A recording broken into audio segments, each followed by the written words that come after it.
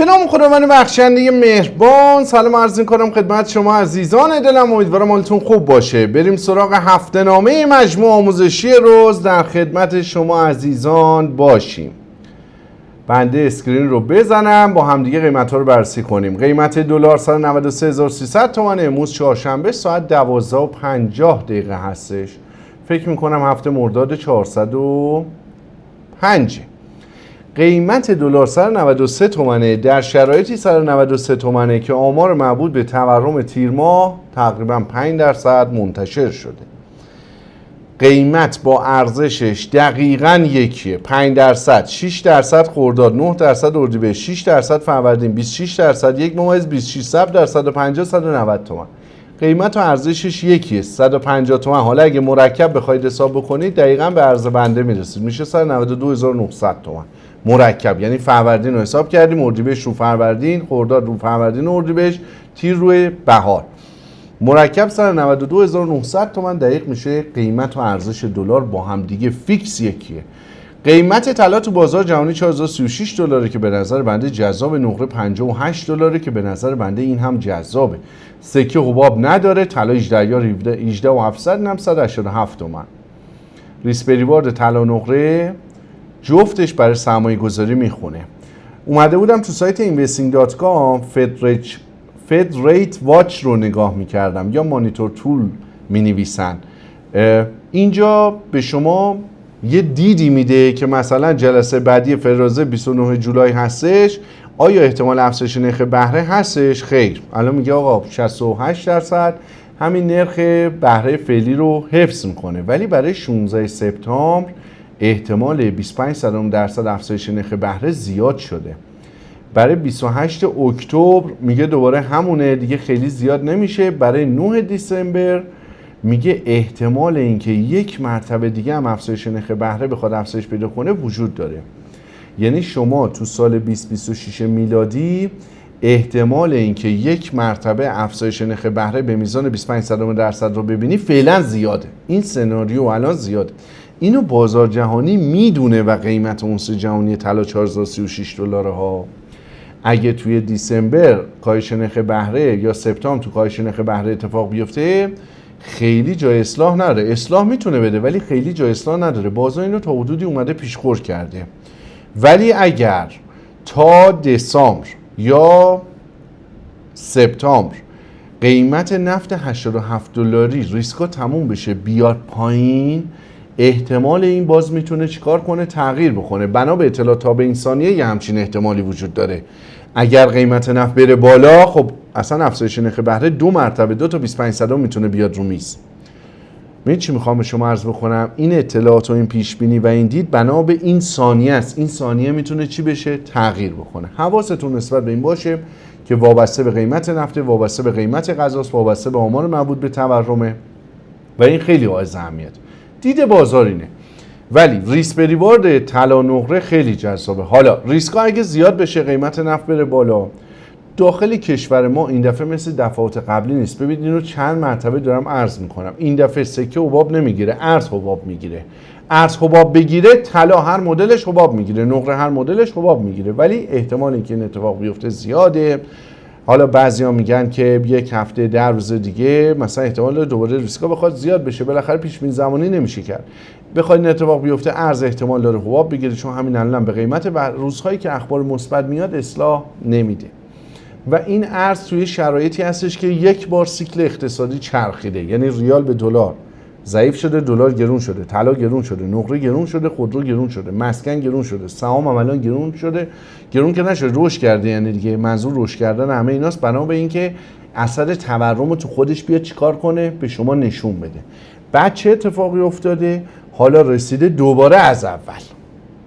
اینکه حالا دوباره از اول از دلار 150 تومن اومدی تا دلار 190 تومن، یعنی امسال تقریبا 27% دقیقاً به میزان تورم ارزش ریال به دلار ضعیف شده و طلا همین مقدار رشد کرده. فقط چون تو بازار جهانی ریخته، طلا رشدش از دلار کمتر بوده، پس تو کوتاه مدت دلار از طلا بهتر بوده و طلا نقره هم بهتر بوده. ولی تو بلند مدت دقیقاً برعکس میشه، یعنی نقره بهتری میشه، بعد طلا، بعد ارز.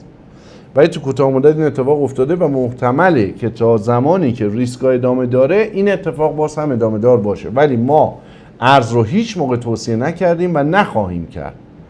به نظر بنده باز هم میتونه طلا و نقره گزینه بهتری باشه. در خصوص بازار بورس، گزارش عملکرد بهار همه شرکت‌ها اومده، گزارش عملکرد فروش تیر ماه خیلی از شرکت‌ها منتشر شد. یه سری از شرکت‌ها تو تیر ماه نرخ فروششون افت پیدا کرده. خب نرخ فروششون افت پیدا کرده. یه پرانتز باز بکنم، ما در خصوص مباحث آموزشی در فضای عمومی یه سری محدودیت‌ها داریم، پس خیلی نمیتونیم باز بکنیم مسائل رو. پرانتز بسته. نرخ فروش هر شرکتی تو گزارش فروش تیر ماهش افتاده، بازار امروز چهارشنبه میفروختتش. یه سری از صنایع مثل پالایشی‌ها صحبت از این شده که تخفیف خوراک رو دوباره بهشون ندن. خب اصلاح میکنه، ولی خریدار بازم تو بازار بوده. یه سری از صنایع مثل پالایشی‌ها قیمتاشون بر اساس فرمول تو بازار جهانیه که الان چون روسیه و اوکراین ریسک نظامی است و اوکراین به پالایشگاه روسیه آسیب زده، محصولات پالایشگاه‌ها مثلا گازوئیل قیمتش خیلی افزایش پیدا کرده چون ارزش کم شده، در نتیجه حاشیه سودشون زیاد شده. به حاشیه سود تو صنعت پالایش روی محصولات پالایشی بهش میگن کرک اسپرد. کرک اسپرد محصولات پالایشی خیلی رشد کرده. خب الان اگه پالایشگاه‌های ما قیمت گذاری دستوری نداشتن بر اساس فرمول تو بازار جهانی بود، خیلی وحشتناک سودسازیشون رشد میکرد و پی بی ایشون پایین بود، کما اینکه با همین قیمت گذاری دستوری پی بی پایینه. پس تنها دلیلی که اینا رو امروز فروختن و عرضه بود تو بازار که یه حجم سنگین سه شنبه 2 تا سهم بزرگ پالایشی 4000 میلیارد تومان معامله شد، نوید اصلاح کوتاه مدت رو میداد. وقتی سهم رو روند سعودی حجم معامله نسبت میانگین زیاد میشه، نفس خریدار بریده شده، فروشنده زیاد شده، یا تو کوتاه مدت اصلاح میده یا روند سعودیش کن میشه یا حالت دیگه هم نداره، مگه اینکه دوباره خبر بیاد دوباره این روند رو بخواد برگردونه. تابلو خانیش اینو به شما میگه بر اساس اطلاعات تا به اون ثانیه. خب اینها بر اساس قیمت گذاری دستوری هم عمل کردهشون خوبه، پی بی ایشون پایینه. این فقط میتونه رو بحث تخفیف نرخ خوراک باشه که این داستان حداقل بنده به شما عرض بکنم بالای 15 سال اینا دارن، چون خود بنده تو سال 93 یه دولا تا شدم سر این قضیه. حالا نمیگم اینا الان تا میشن، میخوام بگم یه داستانیه که بورس بازار قدیمی از این خاطره بد دارن.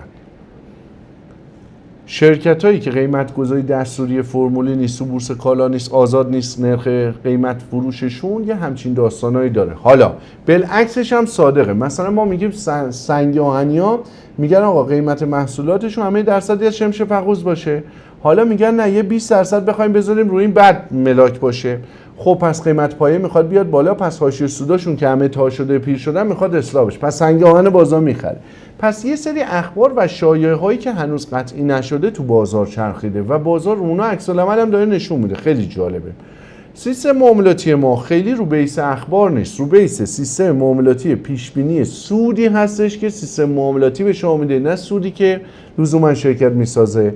و رو بحث تابلو خانی تو کوتاه مدت حالا دوست داری نوسانش رو بگیریم. چیزی که مشخصه اینه که بازار امروز ما قاطعانه اگر بخواید بگید چه صنعتی صنعت برتره، یکیش لاستیک. با اینکه توی هفته‌های گذشته لاستیک خوب نبوده، الان خوب شده. چرا؟ باز این دستوریه. قیمت دلار رفته بالا، حاشیه سود افتاده، الان افزایش نرخ گرفته، حاشیه سود میخواد برگرده، قیمت یک سال پیششون هم تقاضا براشون زیاد. 2. صنعت روانکاره. گزارش‌ها خوب بوده، فروش تیرا شاهکار بوده، پی بی یا تعدیل شده، بازار داره خوب میخره. 3. تو صنعت بانکی، سهم‌های بانکی خوب، مجمع خوب داشته، خبر خوب بوده، میخره. فلزات اساسی خوب، اونایی که مجمع خوب داشته، گزارش‌های خوب دادن، اونا رو داره میخره. پتروشیمیای خوب و علیرغم ریسکا میخره. صنعت حمل و نقل کلا گره خورده به ریسک، میگه آقا ریسک زیاد شد منفی میشه، ریسک برطرف شد مثبت میشه. حمل و نقل دریایی 1 سال عملکردش تحت فشار، عملکرد خوبی هم نداشته و کاملا وابسته به چی شده؟ وابسته به ریسک شد. تو صنعت غذایی سه سیب سود هست، تو صنعت داروی سه سیب سود هست. غذایی اونایی که نرخ فروش نیفتاده نمیفروشن، سیب سود هم نکردن، ولی اونایی که نرخ فروش افتاده سیب سود میکنن. خودرویی هنوز گزارشاشون جذاب نبوده. دارویی سری گزارش‌ها خیلی عالی بوده. یه سری‌ها دوباره صحبت شده که احتمالاً قیمت فروش دارو بخواد اصلاح بشه. بنابراین این مسئله هم داره. صنعت شوینده یه سری کاهش نرخ‌ها رو شما دیدید توی یه سری از گزارش‌ها، نه هم مبلغ فروش هم نرخ فروش کاهش رو شما ملاحظه کردید و سرویس سود هم هست چون خیلی رشد کردن. صنعت لیزینگ، بیمه، قندی برای ما جذاب نیستش، سهام بازارپایه از نظر ما خطرناکه چون اطلاعات منظم نمیده. آلومینیوم اوضاعش خوب بوده، سه تا شرکت آلومینیوم بازار بورس اوضاعشون خوب بوده، سنتیمنتشون خوبه، گزارش بهارشون خوبه، فروش تیرشون هم خوب منتشر شده. آلومینیوم هم جزء صنایع خوب طبقه بندی میشه. شرکت‌های نرم افزاری و آیتی و اینا برای بنده خیلی جذاب نبودن ولی یه سری توش خوب بود، گزارش یه سری بد بود. دوده‌ای‌ها یکی دو تاشون رو بازار داره جذاب می‌بینه، دوده و لاستیک آخر زنجیرن دیگه، پالایشگاه، روانکار، دوده، لاستیک، اینا الان دارن خوب میشه. یه موقع روانکار پالایشگاه خوب بود، اینا اوضاعشون خراب بود. هنوز روانکار خوبه، پالایشگاه هم بر اساس اخبار بیخود میرزه، بعداً فرصت میده دوباره بهتر رشد میکنه. ولی دوده و لاستیک داره اوضاعش اوضاع خوبی میشه. مس گزارشاتش خیلی خوب بوده، بزرگترین شرکت مسمون که عملکردش هم خوب بود، الان برآورد 300 متر. تازه ما برآورد سودی که میسازه نمی کنیم، ما طبق سیستم معاملاتی شما تو مجموعه آموزشی ما سیستم معاملاتی یاد میگیری، سیستم پیش بینی سود نیست فقط که به شما میگه کجا بخری، کجا بفروشی، کجا نگه داری، بر چه اساس. روی سری سهم جواب میده، روی سری سهم جواب نمیده. ما هم فقط آموزششو میدیم، کارکردشو وقتی مسلط بشید میتونید ازش استفاده بکنید. در مجموع این تقریبا کلیت بازار فکر میکنم اکثر صنایع رو خدمت شما عرض کردم. حالا اینجا هم اسم شرکت ها رو نگاه میکنم ببینم صنعت ساختمون هم خیلی ارزونن و رشد ساختمون که اتفاق افتاد تو قیمت سهام اینا لحاظ نشده. بازار اینا رو داره بد نمیخره، بهتر داره معامله میکنه. بازار صنعت ساختمون رو بهتر معامله میکنه. زغال سنگی ها گزارشاتشون خوب بوده، اونا هم داره بهتر معامله میکنه. الان دارم نمادها رو نگاه میکنم هر کدوم صنایع یادم بیاد.